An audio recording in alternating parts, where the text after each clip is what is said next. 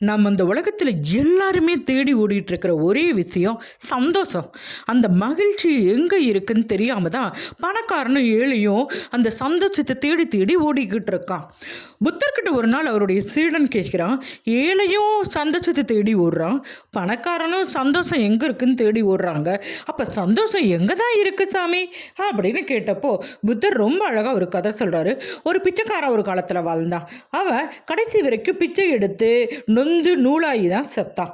அவன் செத்ததுக்கப்புறம் மக்கள் அவன் இடத்த தோண்டி பார்த்தப்போ ஏகப்பட்ட பொற்காசுகளும் இருந்ததை பார்த்தாங்க. அப்போது அவன் கடைசி வரைக்கும் பொற்காசுகளையும் செல்வத்தையும் அவன்கிட்டயே வச்சுக்கிட்டு இருந்து பிச்சை எடுத்து தான் அவன் செத்தான். அப்போது மகிழ்ச்சிங்கிறது ஒவ்வொருத்தர்கிட்டையும் இருக்கே தவிர வெளியில் இல்லை.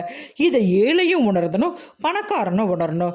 உணர்ந்துட்டா சந்தோஷங்கிறது வெளியில் இல்லை, ஒவ்வொருத்தர் மனசில் இருக்குங்கிறத தெரிஞ்சுக்குவாங்கன்னு புத்தர் சொன்னாரா.